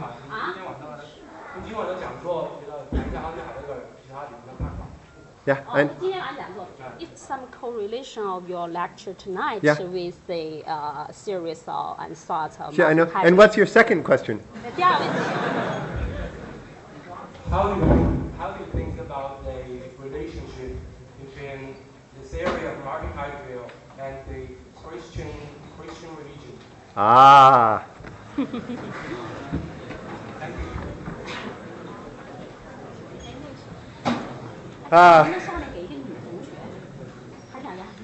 And do I talk only about his philosophy, or also the fact that he was in 1933 a fascist? His life was not good, okay? Do you know? This is bad. But I think I talk only about his philosophy. And here, philosophy was greater than his life. Okay? Okay. Very briefly, I like your connection. Just 2 points. When I said philosophy from Socrates, yeah? Yeah? Okay. is about how shall I live, how shall I be just, and how shall I die. That was the philosophy of Heidegger. Do you know what he said? One idea, just one idea. For us to live, to find meaning in the present, he called it Sorge, care. To find meaning in the present, he said, take this moment, he said, run forward in your mind to your own death. Think of the end of your life. Ask yourself, what would make your life complete? And now, bring that idea back to the present and live it now. Live today in light of your death. And I say to your second question, that would be a great way to define religion. 那么他刚刚说你的两个问题呢很好，那么他这里就是想说，就是区分一下，就是 Heidegger 的哲学和他本身那个生活当中是有很多的这个一些问题的，所以他的哲学是很伟大的。那么刚才提到了苏格拉底，那么他苏格拉底的哲学，他认为和 Heidegger 之间是有很多的这样的一个联系的，对不对？苏格拉底的经常追问的几个问题，我应该怎样生活？应该怎样是公正的？我应该是如何死？对不对？那么 Heidegger 呢，其实就是有很多这样的联系。那么当然他刚才提到，就 Heidegger 你说和宗教和基督教的一个很大的联系的话，就是他的那个他刚才用的德语实际上其实就是那个向死而生，对吧？我想你应该是学哲学的，向死而生的这个概念。就是说你要思考你的生命在当下的 in the present 这个意义，那你怎么思考呢？你是要先要思考到什么？就是说那个你的这个死亡，我应该怎么死等等这个，然后再返回到对我当下应该怎么来生活。所以说这个其实是和那个宗教是有它的一个什么呢？很多的这个共通的地方的。Great job. Good job.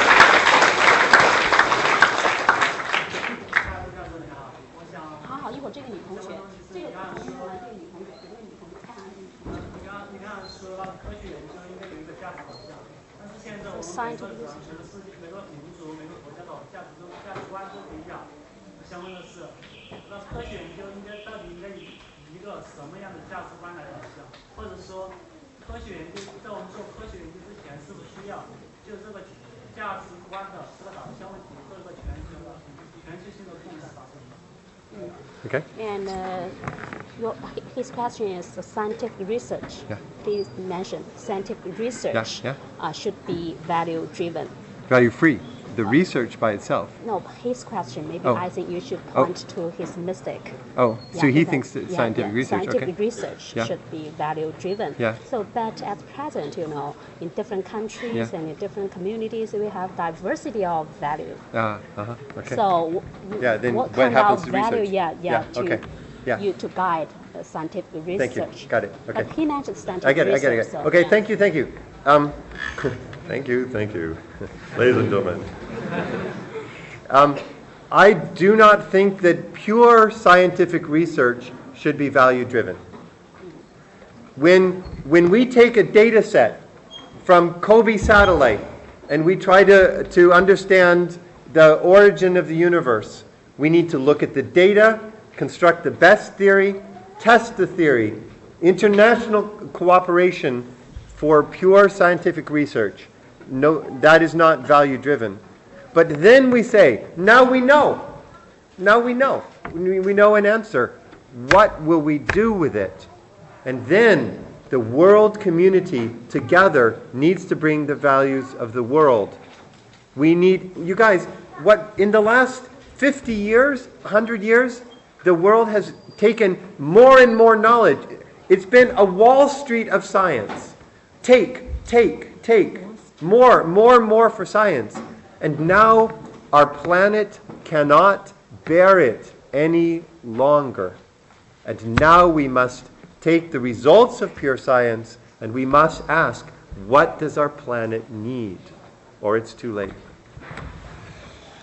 他就说，首先就是他讲座里整个他说的不是那个纯的那些科学研究是要由价值去驱动、去引导的。他说的是因为对于纯的科学研究，比如说你去搜集一些数据啊，你去对数据去进行分析啊，你去做一些检测啊，等等等，它并不是说这个当中你要有一个价值观什么去引导它，是说的是对这些结果科学纯粹的这些基础研究这些结果我们去应用的时候，当我们要应用这些的时候是需要这个价值引导的。那么现在的科学什么？你看到我们发展非常非常的快，对吧？我们得到的这些知识啊越来越多，就它形容就是说像那个我们现在就是那个 Wall Street 华尔街的那个科学，就是什么呢？就不断的就是吸收，就是把很多东西都吸进去。但是就是说对这些知识，我们的星球是需要什么，以及呢就是说哪些是我们就是所需要的，就是当去应用的时候，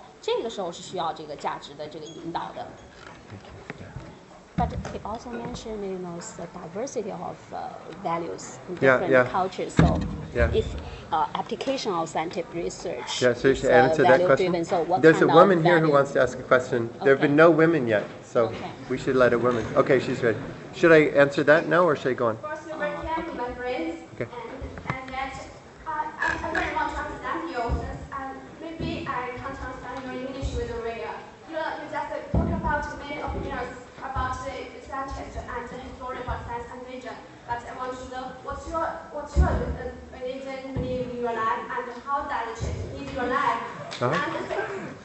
Yeah, you can say that. I'm an American. You can ask any question. Well, almost any question. And another question maybe has nothing to do with your speech. I want to know how is the capitalism in your country is going and what's your idea about this? About which area? Where is my Capitalism.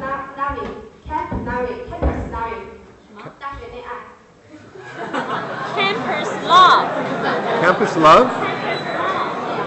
Campus love. Campus love? Love affairs. Love sex? Not sex? Not sex. You don't know about sex on the just campus? Love affairs, not sex. 就是说，他明白了。对，我是跟他说了。Love affairs, like emotional love affairs. Yeah. Not sex. What's your comment?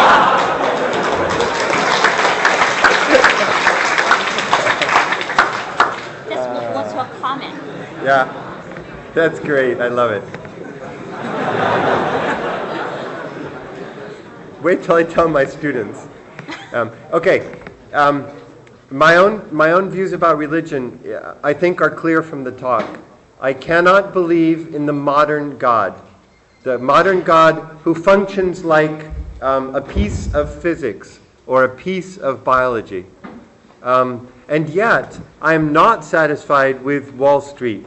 I'm not satisfied with just be rich, be powerful. I look for something deeper. I go to the forest and I look for something which is not just trees and not just ecosystem. I look for some framework, some perspective that can make my own existence meaningful. And I find answers. I find things I can believe in. My answers are not your answers. I want your answers to be different, and your answers to be different. But I want us to ask those questions about the deeper level. Do you want to translate that first, and then I'll talk about sex? Sex? Okay. Yeah. I want to, yeah. Okay. 他就是说你刚才的这个问题呢，就是说他是想说，他好像归结到了一个就是我们当代人的这样一个生活的态度，就是说你是不是就是想像华尔街的那样的，就是我很有钱，我很这个 powerful， 就是那个很有权利等等等等。他是想让大家就说能够去寻找一些更深层次的一些东西去思考的。也就是说，一些很多更深，就说有这样一些有关人生的意义的呀，或者等等的这样的一些更深层次的一些问题。所以呢，它的主要的目的是在于这里。当然，它后面就是要谈，因为你刚才你是在说这个校园爱情，但是他一直觉得是不是要谈一个关于这个性的问题啊？他下面可能要谈一点这个。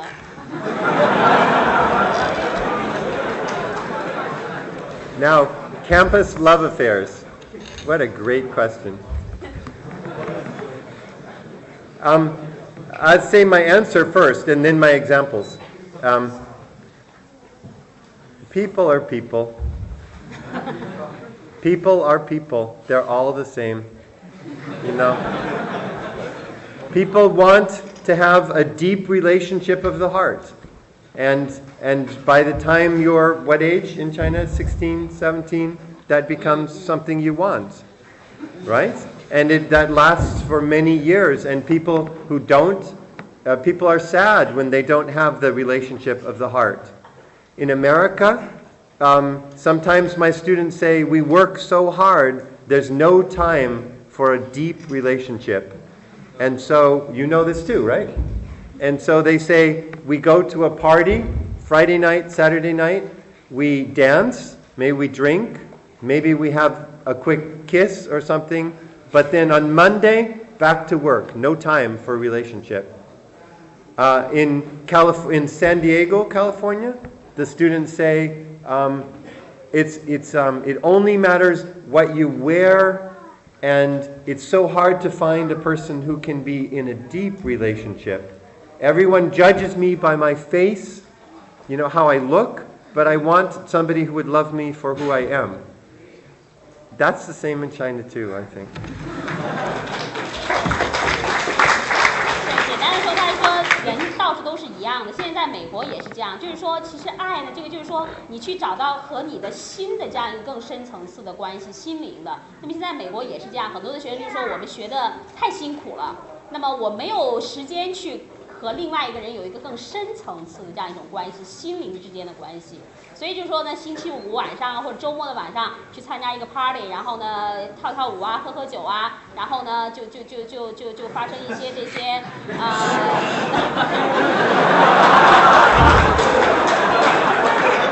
就是这些性关系，但是没有很深层次的，就是这样一个心灵之间的这样的一个联系。它实际上呢，大多数的人他还是觉得，就是说不要说就是用我的外表，我穿着什么，我的脸是什么什么，来这样去发生之间这样一个关系，那种很表层次的。其实每个人还是希望就是说有一个呢，就是说你了解我是谁，对不对 ？Who I am， Yeah. 这个更深层次的，就这样一种关系，爱应该是这样的一种关系。You're good. You're really good.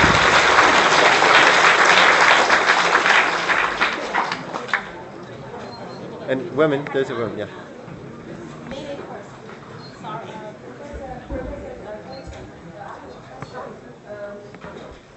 Nowadays, science and technology develop so fast.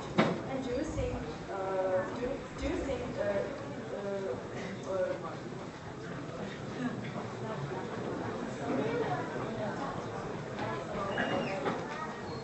value or the understanding of value is enough? Because you know, most of people in China don't have religious beliefs nowadays now, and some of them did very bad things. Yeah. And when we have God or Buddha or something else, we do fear something. And now we don't fear anything. Yeah. So that makes some people did bad things. Yeah. Can you give us some suggestions about it? And if we don't have religious beliefs, how can we have some fears, or where fears can come? Yeah. Great question. That's a wonderful question. Thank you. It's a good question.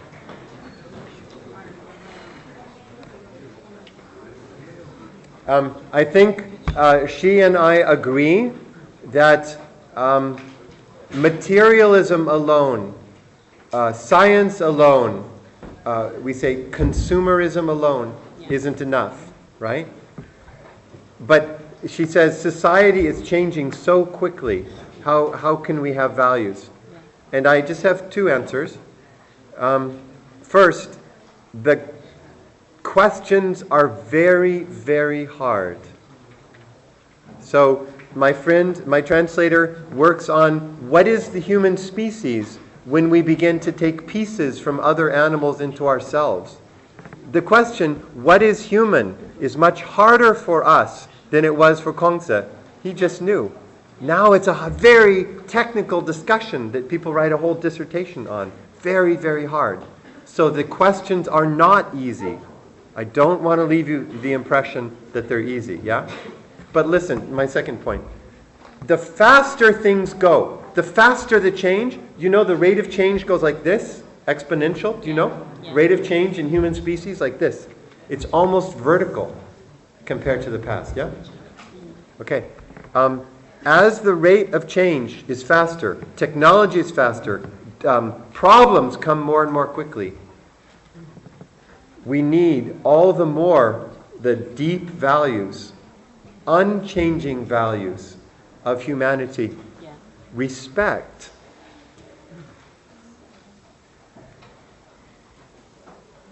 Grounding, I don't know how to say that in Chinese. Grounding in something deeper.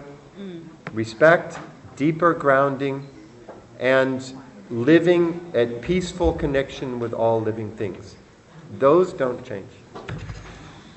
好，他就说呢，很同意刚才这位女同学的这个提问啊，就是说现在呢，仅仅就是这种我们过去打架杀马灯可能就讲唯物主义是吧？但是我们会看到现在可能仅仅的唯物主义会给我们的社会是吧？现在的带来很多的问题，包括就是这种仅仅就是消费。强调消费等等等等，现在的这些金融的危机等等，他说这些是不够的。但是呢，就是说这个我们现在用一个什么样的？虽然它的价值的引导，那么他首先呢就是说的一点是让大家就是了解这个问题是一个非常不是那么简单的一个问题，不是那么容易解决的一个问题。所以他首先要强调这个呢是很重要的问题，但是同时也是一个非常难解决的问题。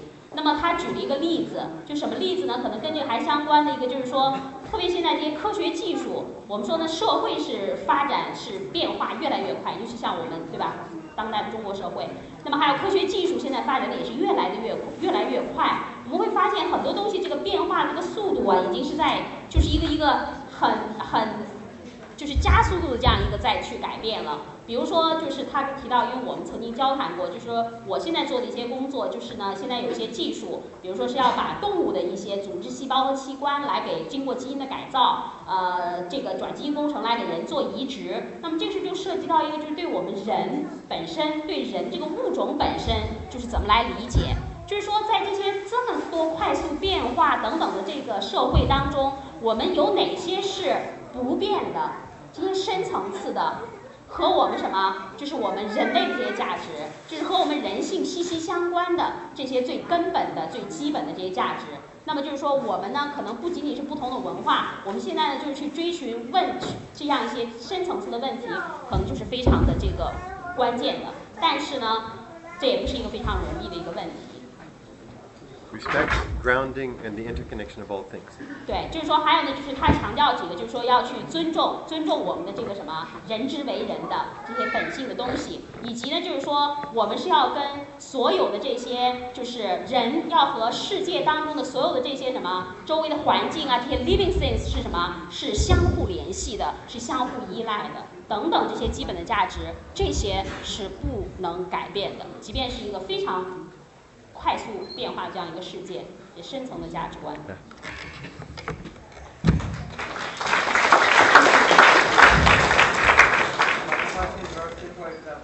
Just wonder that the ghost, the relationship, the ghost between the substance and the science. So you mentioned the evil and the mathematics, but in Chinese tradition that if I believe ghost, so it is called superstition.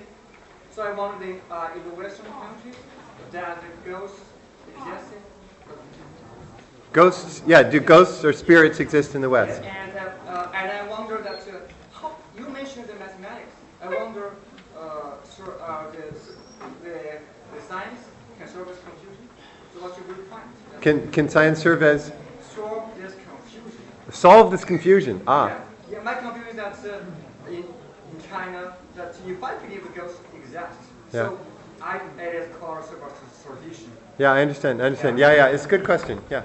Yeah. Well, I mean, I don't believe in the ghosts, but maybe if I lived in China, I would believe in the ghosts. I don't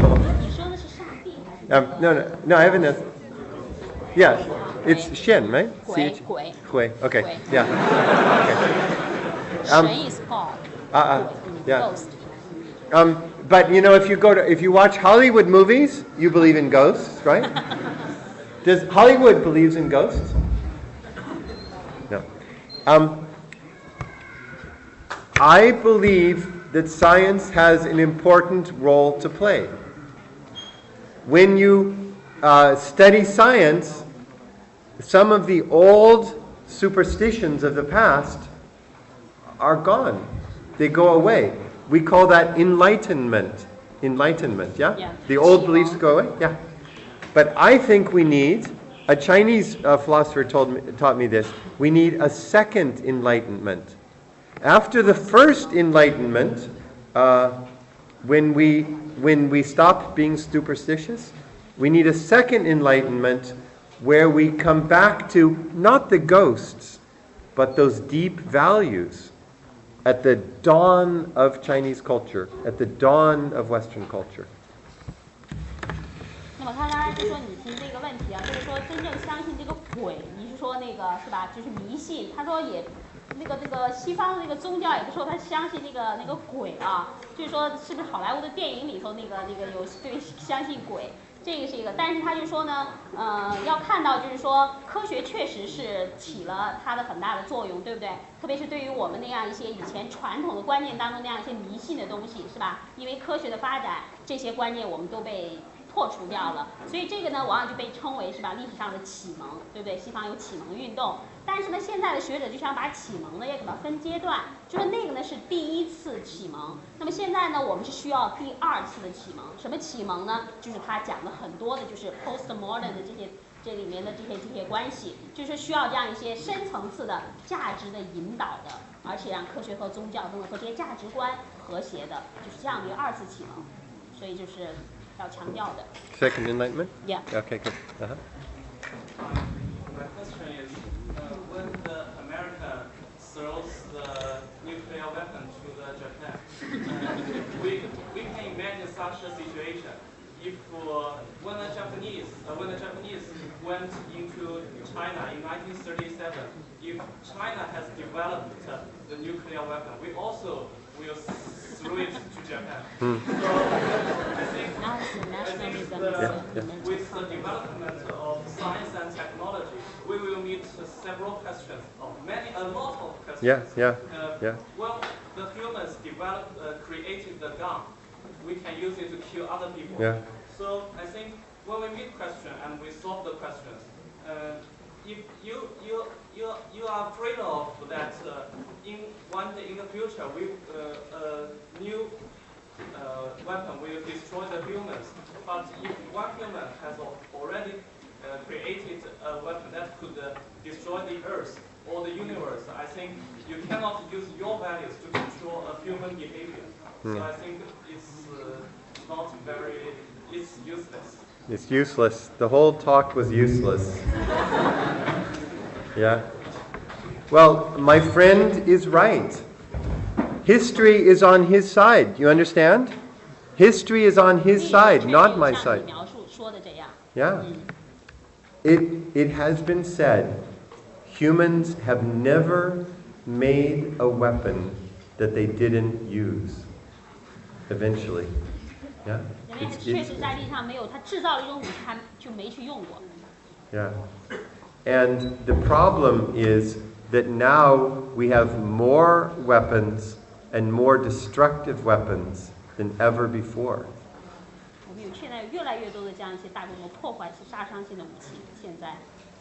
And the answer is simple. If your rule holds, then we're finished.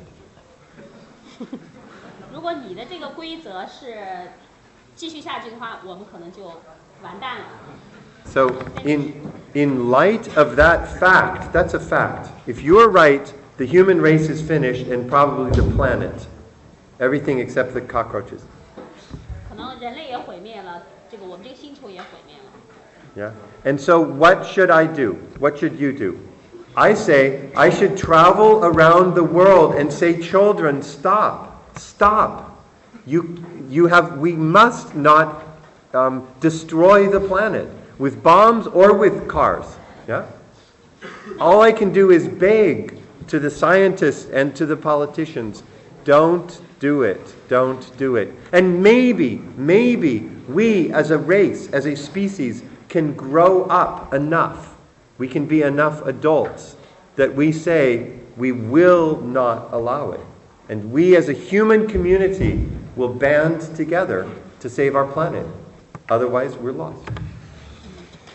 对，就是说你描述的是一些发生过的是历史上的，还有现状。但是问题是我们应该怎么做？你应该怎么做？是不是就这样任由我们人类毁灭、星球毁灭呢？还是说我们要去知道这样的情况，到全世界去旅行，也不是旅行了，就是说去给这些孩子们，给我们的下一代去讲，要停止这样的状况，要对这些政客们等等都要去宣扬，就是说我们应该是怎么去做，对不对？所以呢，就是他就是举到了很多，就是说你要区分开，就是说什么是我们这个应该要去做的，应该去做，否则的话呢，那么可能我们就会就是迷失掉了，就在这样的一个现状当中，对不对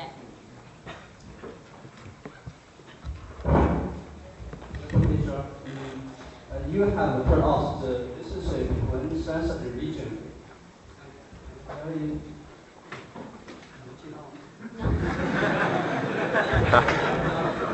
My question is that you have heard of the relationship between science and religion, but what's your opinion about the relationship between the birth of science and religion?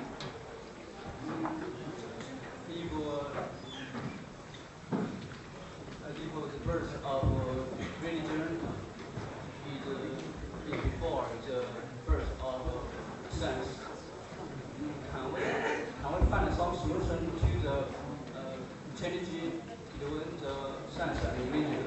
Yeah. Okay. Yeah. Ladies and gentlemen, there's a big battle. And some people want to say science could only be born in the West. Necessary. God is necessary for birth of science.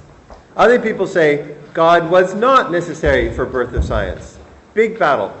Truth is, today, science doesn't need God. Today, science doesn't need God. To me, that question is not important. That's just past. The question of what we do today matters. And for that, we need science, and we need deep human values and our cultural traditions. That's a simple answer. 好，他就想很简单的回答大家这个问题。你刚才提的那个关于就是说是有很长时间在我们历史上这样一个非常大的一个争论，就是说上帝他是诞生在西方还是诞生在哪里，对不对？这个不同的这个宗教当中就是非常大的这个争论。但是现在对于我们今天的主要的这个讲座的这样一个主题是什么呢？就是说是关于不是说这个在这个那些传统的观点当中，就是说这个科学和宗教那样一种冲突的那个关系了。而说什么呢？更重要的是，我们要看到就是科学和这样一些深层次的人类价值之间的这样一个如何呢达成一个和谐的关系。所以我们今天就是更重要的是在强调这一点啊。所以他就说给一个简单的一个答案。My question is, I think people in selfish, but God is not selfish. How we can behave?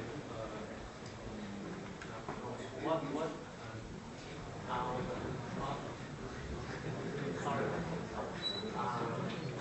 My question is, how to behave since people is selfish, but God is not selfish. Okay. Well,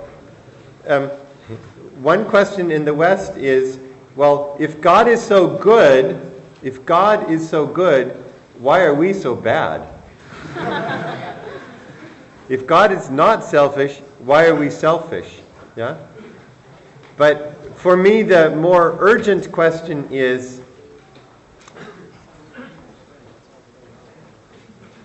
can the idea of God help make us less selfish? Can the ideas of Buddha help make us less selfish? Can the ideas of the Lao Tzu help make us less selfish? Can the ideas of Jesus help make us less selfish?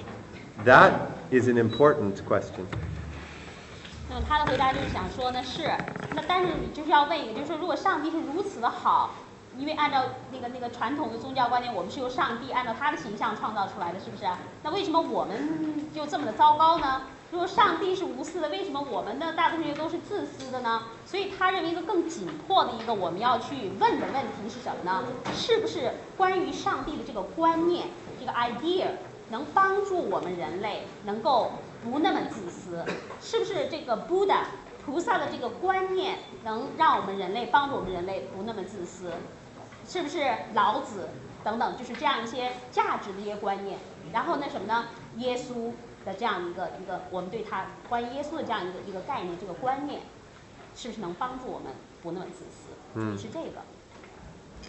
Perfect. I appreciate Maybe. your lecture very much. I have two questions. To the back. Yeah. The United States is suffering from bloody economic recession now. But sometimes what we think and what we believe in decide the actions we take. So, do you think the religion should take some responsibility of the recession? And you just said the religion set up the framework of science. For example, it can tell us what is wrong and what is right. Yeah. So, how can you distinguish which is better and what the world can learn from Chinese culture? Yeah. Can I stand up? I'm very happy about that question. We only have a few minutes, so I want to maybe answer a few more questions. I think we're out of time. I like that question very much. He asked, does religion have some responsibility for the financial crisis in the United States? That's a great question. And the answer is yes. The answer is yes. A kind of religion in the United States has some responsibility. And it's a religion that pushes individualism. Yeah? A religion that says the individual stands alone before God, not in community, but just God, one person. God, one person. Individualism. And modern Western religion has pushed for individualism. And the result, I suggest, is indeed the financial crisis. And then you say exactly what I would say. In traditional Chinese thought, that is impossible. To have one person push himself, his profit, his gain, at the expense of everyone else in the room is not acceptable. That is wrong. So we need also Hinduism teaches the same thing. Buddhism teaches the same thing. So we need to take those ideas and you need to export to the West traditional Asian religion. 那么他刚才说这个问题也很好，就是宗教是不是对现在的这个金融危机有责任？那么他呢认为答案是肯定的。就是什么肯定的？因为就是要看到在西方的基督教当中，它有很多不同的流派，但是就是他刚才讲的，对吧？就是这样一种现代性的关于宗教这种观点当中，它是一个什么样的基础呢？它是一种个人主义的这样一个基础，就是什么呢？不是说上帝和一个群体之间的一个关系，是上帝和一个一个的个人，一个一个个人去直接去面对上帝，所以就是它的基础是一种个人主义的。那么实际上呢，就是说这个是对现在的金融危机是有很直接的一个关系，就是什么呢？我只考虑我个人的我的利益，我的这些什么呢？个人的所得，我是不管其他的人的，就是完全一个个人这个本位的。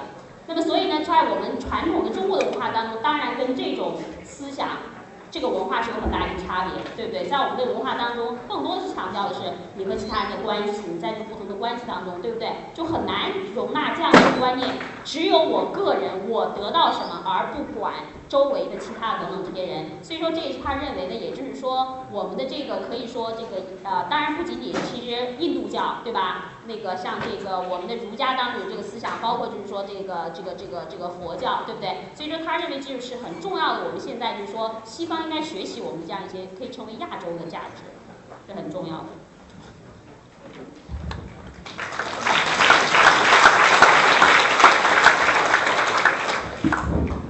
我的问题是，就是马克思韦伯的一个新宗主精神，您今天晚上的一个主要观点是新什么新教伦理是吧？马克思韦伯一个新宗主精神。是 Max Weber. Max Weber. Weber. Yeah, Weber. New capitalism. New form of capitalism, yeah. Yeah, new form of capitalism. Yeah. Question And what do I think? Yeah. 那你是什么呢？就是那个马克思韦伯提出新宗主精神，那今天晚上就分离价值对科学指导作用，这两者之间的联系。What do I think of it? New form capitalism has connection with value guidance of science, application of scientific. Yeah, simple answer. As China adapted the Western philosophy of Karl Marx in the last 30 years into Chinese Marxism, a new form of economic and political system. Yeah? So also, the West, in my opinion, needs to adapt the free market and unlimited capitalism into a new form of social capitalism and social responsibility and social democracy. And Max Weber is a resource for that task. 那他给一个很简单的回答，就是说，你要会看到我们中国在过去的30多年，是吧？一个对我们影响很大，我们也是吸收了很多西方这些东西，就是卡尔马克思。那么就把卡尔马克思的这种呢，就是说这个社会主义的这个理念，是吧？然后呢是和形成了就是我们有一个很大影响的，就是这样一个新的政治经济的这样一个体制。但是在西方呢也是一样，西方那有一个什么呢？就是说它是反而逐渐的，就是韦伯所强调这样，其实新资本主义精神指的就是那样一种就是社会的这样一种资本主义，这样一种社会民主等等这样，包括这种强调社会责任这样的概念的这个资本主义，对不对？他认为呢是被一种那种无限制的那样的一个资本主义的这个呢，就是在政治经济体制的层面呢是给取代了，就是一种强调无限制的强调这个自由市场，然后呢就是强调这种个人竞争，然后等等等等，就是他是一个简单的回答。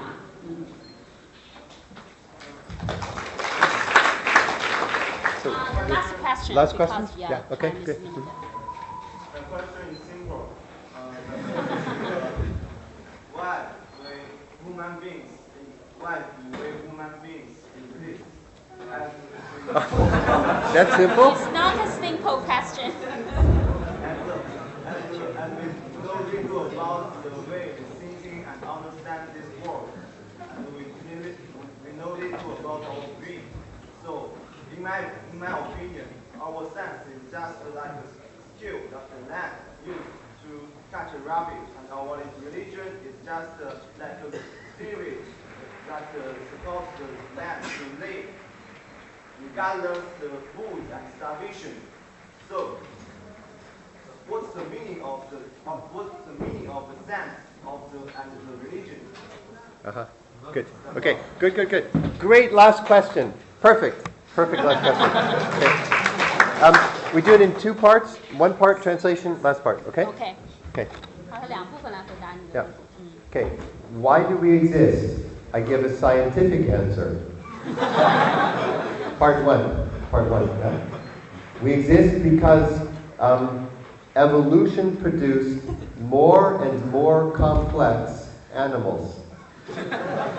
Until there was an animal with a brain that could plan, could imagine, could dream. Yeah? And that animal became the most successful animal on the planet and expanded to 7-8 billion people because it was so successful at beating all the other animals. And that is the scientific answer of why humans exist. Because we have a large brain that can dream, imagine, that can think how you feel. I can imagine how you feel now inside me, in my head and the heart. I can imagine it. That's why humans exist. Part 1. 好，他说第一个问题，为什么我们人类存在，是吧？科学的一个答案呢，就是说进化，对吧？通过进化呢，我们开始就出现了越来越复杂的这些动物。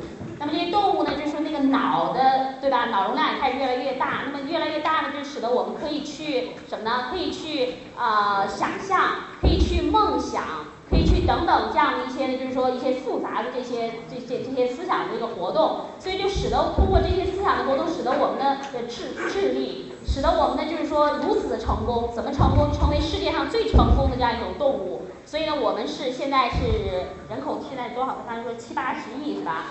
的人口，然后呢，我们可以去击败所有的这些动物，而且还有一个最重要的什么呢？就是说我们的这个脑可以怎么样？就是说从它可以用它的这个什么，这个脑，它可以去想象你现在是怎么感觉的，你在想些什么？就是说这是一个科学的这个答案，就是我们这样一种进化。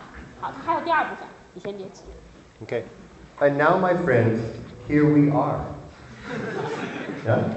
Here we are. We have dominated the planet. We control the planet. And our science grows further and further in knowledge. And now the question is, how then shall we live? We are an animal that can ask the question about its future. We can conceive the future, plan the future, predict the future. Yeah? And now the question is, how will we live? And I am here to say, we cannot live, we cannot succeed by science alone, materialism alone. We must take the deepest spiritual values of every tradition, the native peoples, right? The oldest traditions, every one of the world's religious traditions, Socrates and Kongzi, Lao Tzu, because only that way, I say, can we be successful in living again in harmony on this planet.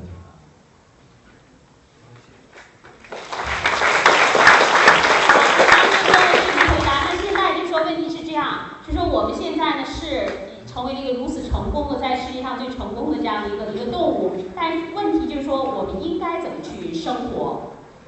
我们呢，不同于其他的动物，我们现在确实在地球上已经成为一种支配的地位，我们在一定程度上可以控制这个星球，但就是我们应该怎么生活？那么就是说，我们的而且是我们是不同于其他动物，我们是可以去什么呢？计划。去什么呢？去 conceive， 去想，去思考，去什么呢？预测，就是我们的这个未来的，包括我们星球的未来。所以就这个时候，我们应该怎么生活？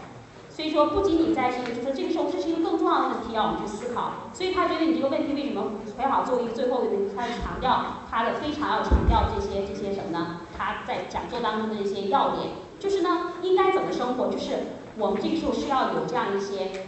非常基本的深层次的来自于各种文化资源的这样一些什么呢？这样一些价值的深层的价值的这些引导，我们应该怎么生活？我们不能够仅仅止于什么呢？用科学来在我们的生活当中起作用。只以科学单独的来去什么呢？去指引我们的这个一切。所以呢，这当然很多的可能的价值观，他还说了有些什么 native 这些 people， 就是那些土著人呐、什么等等等等这些，就是怎么样能够让我们是和谐的，与这个什么呢？与这个世界共存。好，这是他的一个回答。